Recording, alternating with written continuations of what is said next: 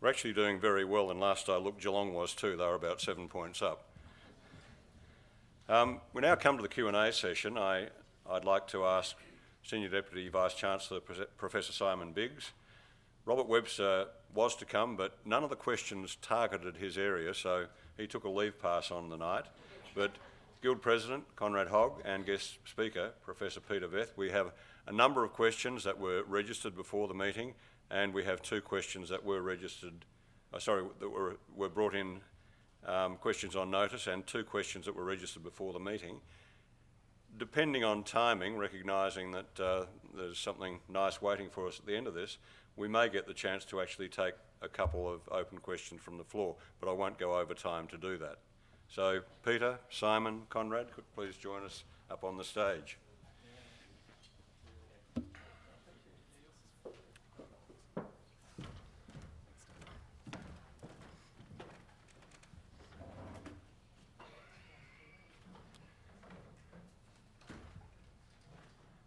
Now we will have the questions on the screen, and the first is these. It's for Simon.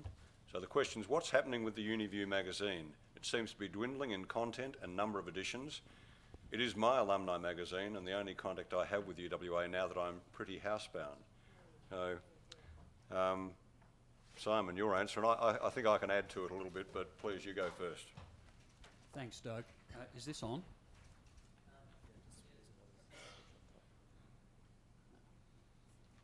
Technology. That's why we have young people with us to help out.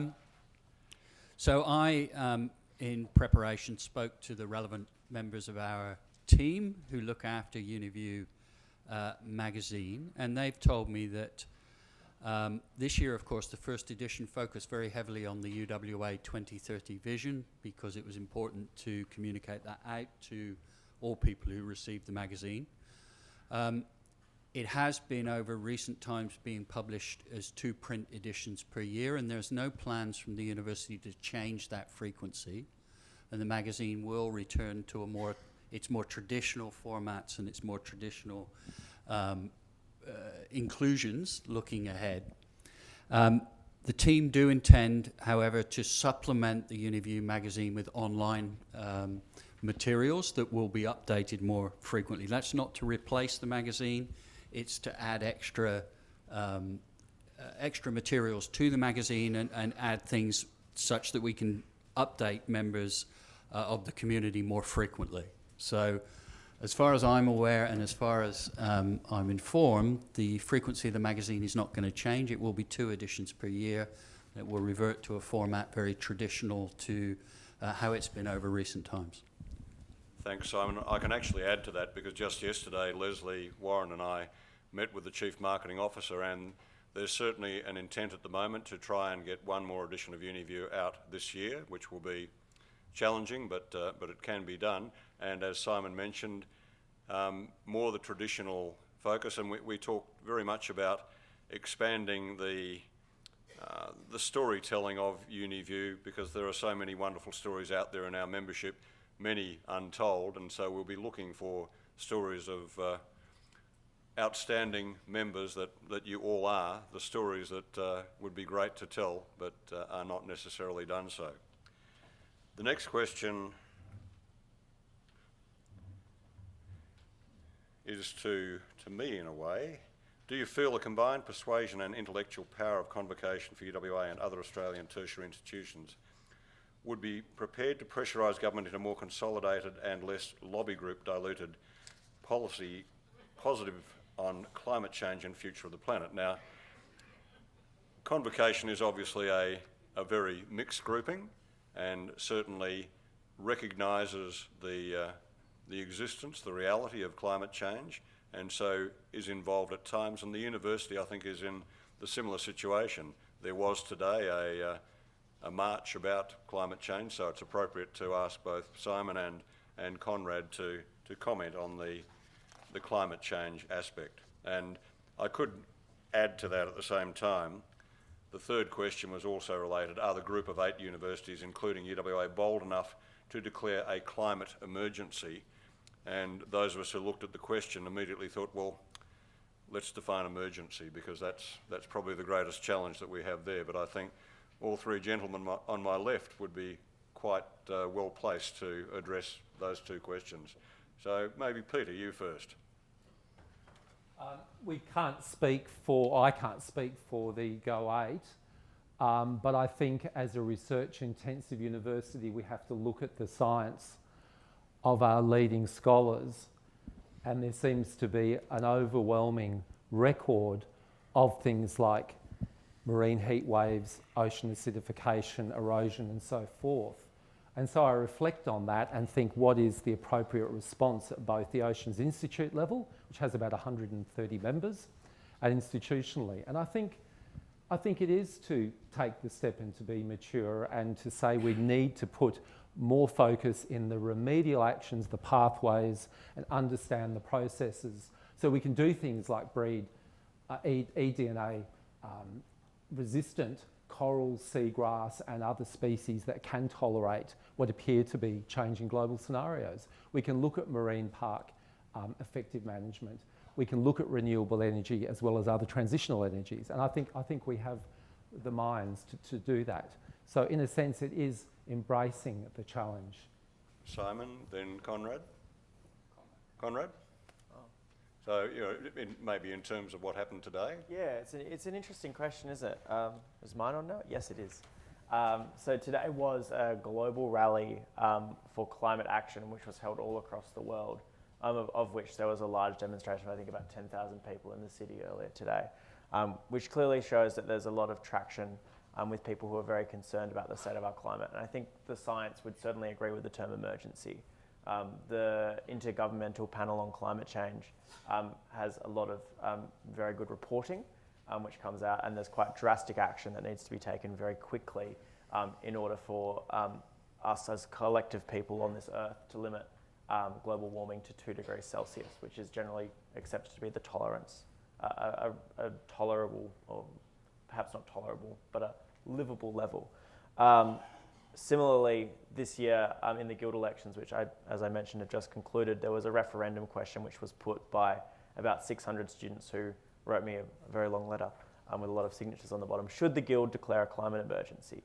And it came back with a resounding yes, with I think about 70% of respondents saying that the Guild should indeed declare one. I think the question is not so much what does emergency mean, but what does it mean to declare one? What does that do?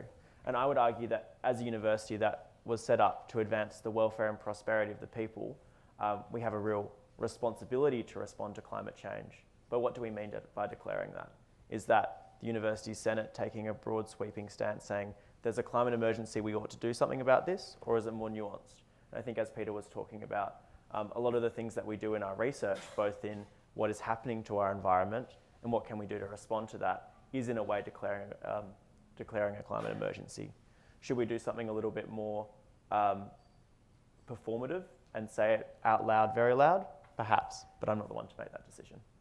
Okay, and Simon, you'd like to add? I know. Yeah, well, obviously, we were privileged to hear about climate change that's been going on for more than 50,000 years from Peter, so it's nothing new. Climate does change. Our influence on that is, of course, a key component of the academic study that happens today. How much is natural, how much is anthropogenic, and that's a critical part of the discussion piece. And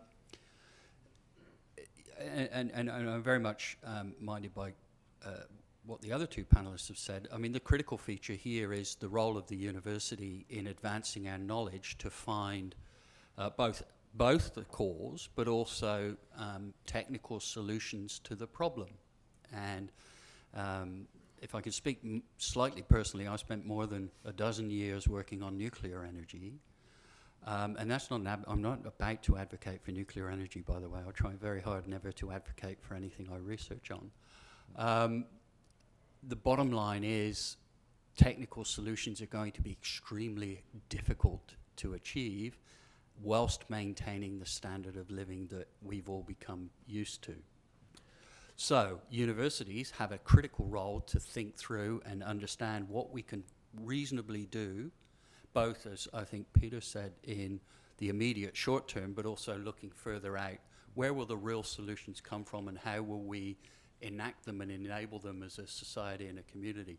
And I don't think that won't just be engineering, that will be all parts of the knowledge base, the knowledge creation base, because it'll be a whole socio-economic solution, not just a technical solution. So this university will have a critical part to play, I should say. And Simon, I think you mentioned to me before the meeting that some positive actions are being taken. Yeah. So, by the and university. again, if members would look at both the UWA Vision 2030, but also the Strategy 2025 document, you'll see a commitment from the university to be, at least in terms of our electricity usage by 2025, carbon neutral. So the university is looking to partner with organisations to increase its usage of renewable energy. Thanks very much, Simon and Peter and Conrad. The next question is from Craig Carter. Why does UWA choose to give the graduands their degree certificates before graduation ceremonies rather than being presented their degree certificates on stage by the Chancellor? The current and long-standing procedure is most unusual and takes away from the graduation ceremony, which the UWA website describes as a formal event involving the presentation of degrees, diplomas and certificates, speeches by dignitaries and musical recitals. And Simon, I think that one's for you again. I'll try to start. I'll mention something I mentioned to Doug. I've been fortunate to participate in graduation ceremonies in 5 universities, and one thing I can tell you is they're all different. So there isn't a right and wrong way to do this. Well, there may be some wrong ways to do it, but there's not a uniquely correct way to do it. The way we do it here at UWA is a practice. Whether it's right or wrong is of course open for debate, but it's a practice that's been in place for a number of years, I'm led to believe. And a critical feature we're always trying to manage, of course, is a smooth running ceremony that doesn't go on for too long. And we take feedback from students and parents at the end of each graduation ceremony, set of ceremonies. So, and we use that information to think about what we might do differently next year. And members who come regularly to graduation ceremonies will see they're constantly being tweaked. And there are upgrades, for example, or changes that we test out to see if they would improve things. So, for example, the parade of graduands before the ceremony is a relatively recent innovation that has gone down very well with the students and their parents and everybody else. It adds to the ceremony. It also adds to the complexity slightly for us trying to organise it. But the critical thing we hear from the students themselves and their parents is they enjoy the ceremony, but they really enjoy the time afterwards, meeting with their friends, introducing their parents to their friends, spending time being able to socialise in the formal regalia, take some pictures. So getting that balance right is a critical piece that we're constantly trying to do. We also, as is common, because this isn't the presentation of certificates on stage is something that is obviously done elsewhere. The graduation team have looked into it, have done impact assessments of moving towards that model.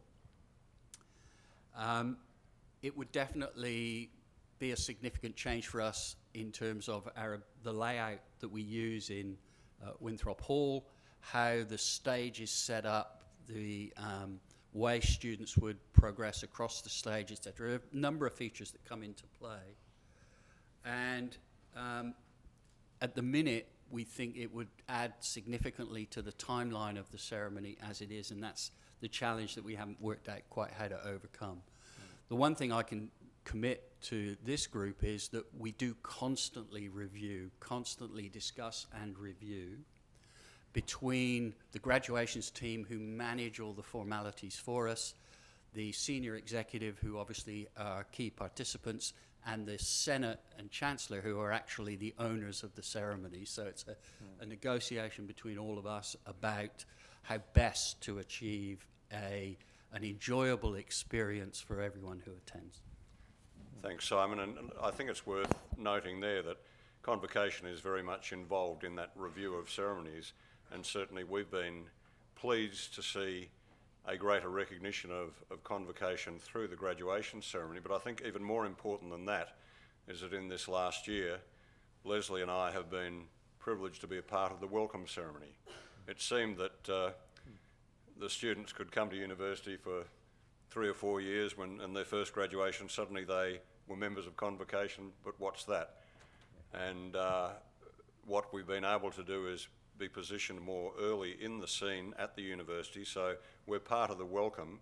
And I think with what I presented in my report tonight, you can see that there are ways for greater collaboration, and Conrad is a wonderful facilitator of us doing that collaboration with the student guild, with the students, through the faculties, through whatever, that Convocation, you the graduates, can be more involved, as is appropriate, to make the student experience better, but also to bring you back to the university and enable you to be contributing and enjoying the university many years after you've left, as much as you want. So that's where I see it going. So the review is very important in terms of how can we make it better. The next one is for Peter, very much related to and partly covered in your talk, Peter, with reference to the oral traditions of Aboriginal and Torres Strait Islander people now proving a field of worthwhile research in themselves. To what extent have they been useful for informing your archaeological work? And you did cover that because you mentioned so many groups that you'd work with, but you might expand on that a bit more. Yeah, I will. And I mean, I think it's been a central and a legitimate formal study, and obviously a cultural value for hundreds of years, if not thousands. So it is absolutely critical in doing archaeology in Australia that the intellectual property is recognised, but the transformations you can have in understanding rock art, settlement patterns, and indeed the trade, the long-distance trade of a whole range of things, will only come from that ethnographic or oral tradition. My PhD was on the Canning stock route. I asked to work at Lake Disappointment, and 100 people with red headbands said, no, you're going to work in Cullamilly, because they wanted something done there. And it was very much about looking at land use patterns, developing a chronology for the desert. People there were part of the Len Bedell last group to make contact, so technically the last on the planet. And they actually could talk about places they'd been to, the historic trips they'd made with their uncles, women and men, and work on the ethnobotany and biology to provide a framework which was a model of desert occupation, which just wasn't heralded anywhere in the world. So that was transformative for me as a young scholar.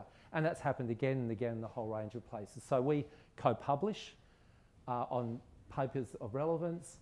We work closely with people to understand what the rock art might mean in areas as diverse as Central Australia, to Cape York, to the Dampier Archipelago, and really just also try and work to create a narrative of origins which we feel is transformative for the children and the public of Australia. So the first Footprint series was made with about 30 communities and about 40 practitioners, including Indigenous archaeologists. And that was a film series, a book. It's got a Walkley and Atom Award. We need to do more of that sort. Bruce Pascoe is doing a film. There's a whole range of books and films in production now. So I think the Australian public wants to know it. It's not just through the eyes of an Aboriginal person or lens. It's a genuine co-production of knowledge. Yeah, thanks, Peter. Conrad, I wonder if you could add in terms of the student experience around the interaction with Aboriginal people, you know, wherever. Obviously, it's very prominent in the graduation and welcome ceremonies and so on. Certainly what's been a really clear theme this evening is that this university is a university of this place. And of course, in Perth, we're here on the amazing country of the Whadjuk people of the Noongar Nation, and at the Albany Centre, the Menang people of the same nation, and then all of our various other states across the sites. The link to country is something which is extremely important for Aboriginal people in Western Australia, but it's also something that ought to be recognised by all students that study here, whether they grew up here or they're international students. It's an important part of the cultural life that we are fortunate enough to have. Thanks very much, Conrad. I'll go on to the next one, and this one's for you, Simon. I'd like some clarification on the relevance of the Confucius Centre and the Ramsay Centre. Yeah, of course. I'll say up front, I'm not entirely sure what we mean by relevance, but I'll answer the question as best as I'm able. In terms of Ramsay Centre, The only thing I can say to Convocation is there are currently no active conversations with Ramsay about hosting a centre here at UWA. And as far as I'm aware, there are no plans to have an active conversation at the moment. I can't say more than that. We are not actively engaged in negotiations that would bring a centre under the Ramsay badge to UWA. As regards Confucius Institute, we've had a partnership with Confucius for many years. The Institute's been here for a long time.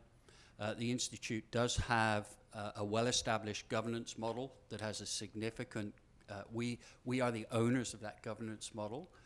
And of course we're regularly reviewing, and we're required to be responsible around all sorts of activities of that type as a university. But we have no, we are not aware of any inappropriate influence, if you like, if that's relevant compared to what's been in the newspapers. We have no evidence of inappropriate influence on us or our business from outside partners. Okay, thanks, Simon. The question 7, I'll actually put this together with one of the questions on notice. So, question from Brett Davies: UWA is proudly in the top 100 universities in the world, according to international rankings. UWA has a plan to move on the top 50. What is that plan of attack, and how can the graduates help? The question on notice that came through today from Shung Chang is UWA's global ranking has declined to 99 from 93. What steps are being taken to arrest the decline? So it's very much about planning to improve, not wanting to decline. Simon, I think that's best for you. I'll start. Peter might want to add something as one of our leading researchers. Again, if I can draw members of Convocation's attention to the Vision 2030 document and the Strategy 2025 documents, which are out publicly available nowadays. They lay out our plans for how we see ourselves tackling the challenge of maintaining our status and going forwards in the league tables. And I would say, and Peter's probably a really great example of this, central to that is collaboration. And central to that, it was good that Tyab was here, central to that is international collaboration.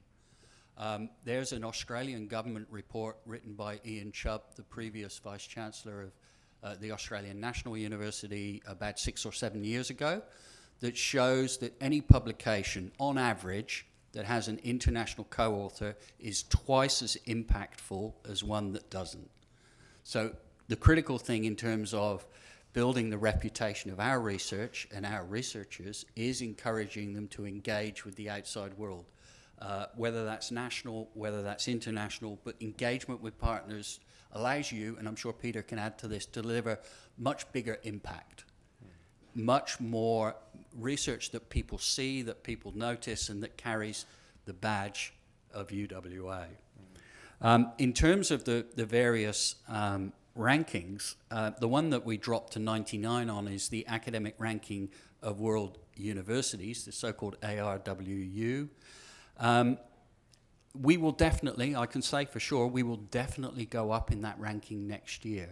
A critical thing that members here may not know is you may have, some of you may have attended, but you may have read in the various publications, and I believe it's in the report here tonight, that we, one of the UWA's youngest ever graduate, Akshay Venkatash, won the Fields Medal this year. And the Fields Medal is widely considered the Nobel Prize for mathematics. It's awarded to someone under the age of 40. Akshay, as you know, graduated with first-class honours from mathematics 1 year early at the age of 16. He is truly a remarkable person. The good news for us is we can celebrate Akshay's Fields Medal. We were able to attend and award him an honorary degree of the university. But also, the good news is we get to count that in the rankings for the university. Now, sadly for us, the ARWU forgot to give us that credit this year. They have admitted that mistake, but they don't go back and correct. But they will put it in for next year. That will almost certainly move us either to low 80s or high 70s next year. It's a very significant part of how they measure things, and it compounds on top of the Nobel Prizes that the university has. So it's very significant. Notwithstanding that, of course, we have a number of subjects in that space where the university is in the very top end of world ranking. Clinical medicine in that ranking was ranked 8th this year. Marine and ocean engineering, which Peter would know a lot about, 7th. Environmental science and engineering, 19th. Ag science is 18th. Biological science is 35. This is a truly great university doing truly great things, and we do extremely well in the world rankings. There are a number of other world rankings out there, and the most well-known is the Times Higher. That's the one that is extremely well-known globally and impactful globally, but also QS rankings. In the Times Higher, we sit at 131. In QS, we sit at 86. The Times Higher, more than any other ranking system, uses reputation. QS does too, but Times Higher more than anybody else uses reputation. And how do they get your reputation? They go out and ask people. They ask other academics, and they ask industrial leaders across the world. So the critical feature for us as a relatively small but high-quality university in a relatively remote part of the world is to make sure people know who we are and know about the quality of what we do. So there was a question about what could graduates or convocation members do for us. Well, any of you who have a chance to fill in any of these surveys, and some of you might, make sure you mention UWA. It certainly helps. But just generally send the message amongst your networks about the fact that this is a world-class university doing world-class research and education. It really is. I know it's sometimes hard to believe, but it really is. We need people to know that. So above all else, sending that message, having, Doug and I have talked before about what can convocation do for the university. You are our ambassadors. You are the people who have influential networks. You are the people who know people. Tell them what a great university this is. It does matter. It feeds back into all of these things, and it helps us maintain that standing as a globally leading university, which means, why is it important to us? The world's best scholars want to come and work with people like Peter, because we've got world-leading scholars at a world-leading university, which all self-reinforces. Peter, I don't know if you want to add to that. Oh, no, that was well articulated, and I agree absolutely. It is about partnership, but I think the thing we need to reflect on is that we are remote, but we're not. We're actually pivotal in a historic sense on the Indian Ocean rim. They're a third of the world's population, incredible biodiversity, incredible economic duty of cares for developing nations. So in a sense, we have to watch those global rankings. We have to think of partnerships, but we have to realign those partnerships, I think, into the Indian Ocean rim in all sorts of new economies, new knowledge systems, and basically exchanges. And I think that's exactly the pathways that Ty was talking about, that you're talking about, and it's very exciting. But it is funding based, and I might just footnote by saying more films. Convocation should fund some films. We get offers literally every couple of months for a whole range of celebrations of values in Shark Bay, Ningaloo, technical innovation in the Pilbara. I see that as getting the message out and being the conversion with quality literature and papers of esteem. And I think I can add to that. If you think back to my report, the little moving picture show that went on, by appreciating convocation as one of the foundations, obviously I made it very prominent in my report because that's what I'm paid so much to do. But if you recognise that convocation is there as a base, but so is the Senate, so are the students, so are the staff, and so on, and the better we work together, the better we can tell that story of success and the many stories of success, then the more likely the students are to get a buzz out of being here and coming here, because it's not a bad place to be. I think all of us know that.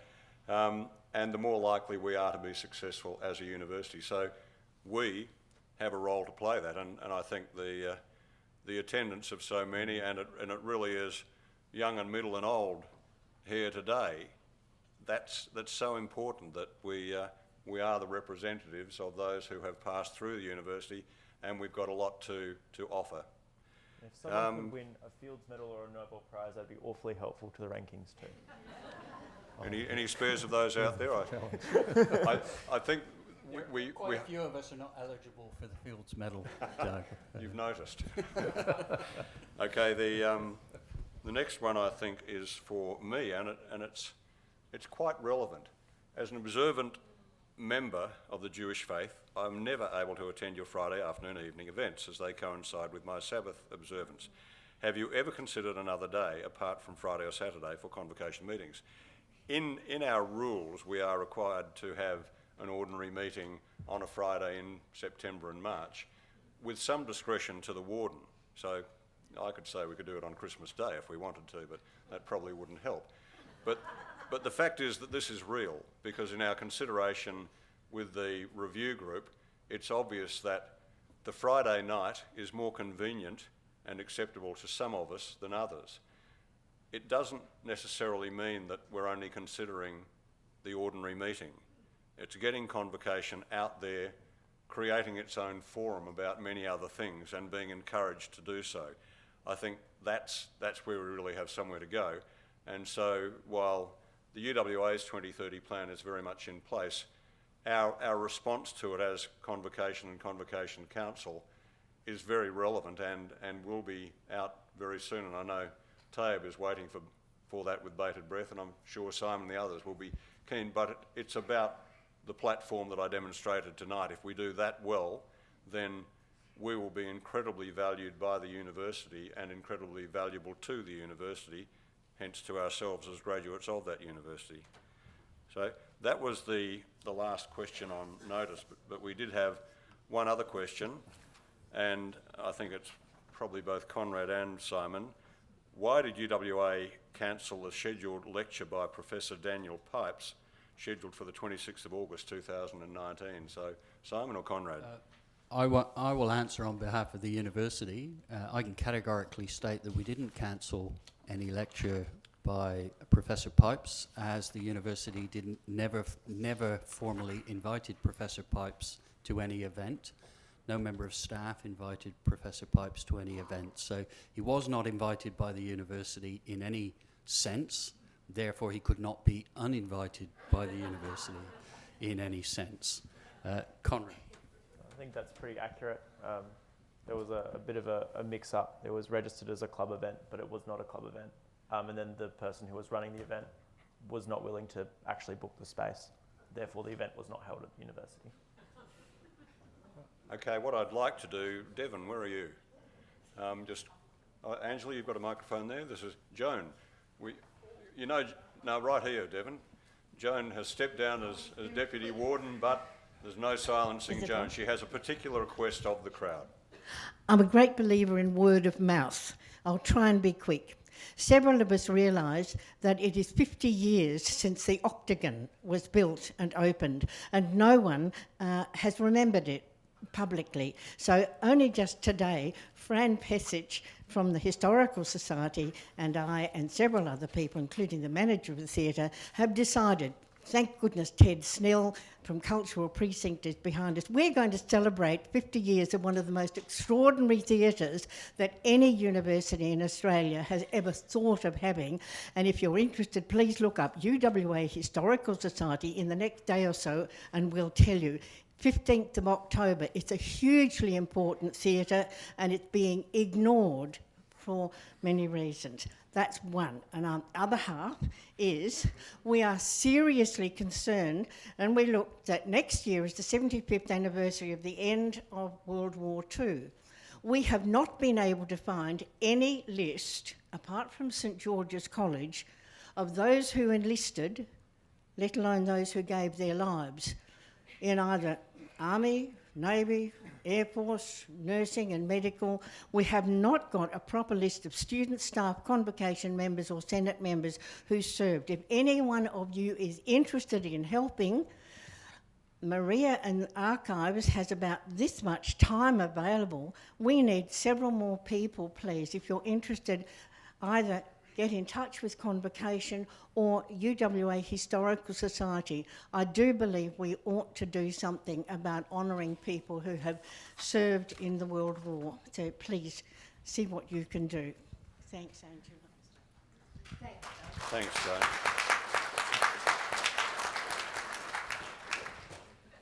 Look, it's almost going to be rare, but I think we will take the couple of minutes early and get to the refreshments out the back just a few minutes early. We have a question. We'll take one question from the floor. No, Thank we'll you. take one question from the floor. It's You're for it. Peter. Today there was news that an overseas Pentecostal missionary has been influencing Kimberley Aborigines to burn their cultural artefacts. Would you care to comment? I'm not aware of that particular directive, but anybody that tried to persuade people to burn artefacts or transform them for religious or other faith-based reasons sounds highly inappropriate. So I haven't seen that particular commentary, but I would... ABC News Online. Yeah. I think there's a long history of both recognition of different Aboriginal faiths and obviously different conversions and suppressions, and I think we always have to be aware of that. And the Kimberley is very much alive and important area where people actually have copyright in Wandjina images, so you can't produce them without permission, and indeed that's part of a cultural and indeed a copyright contract. So these things do matter.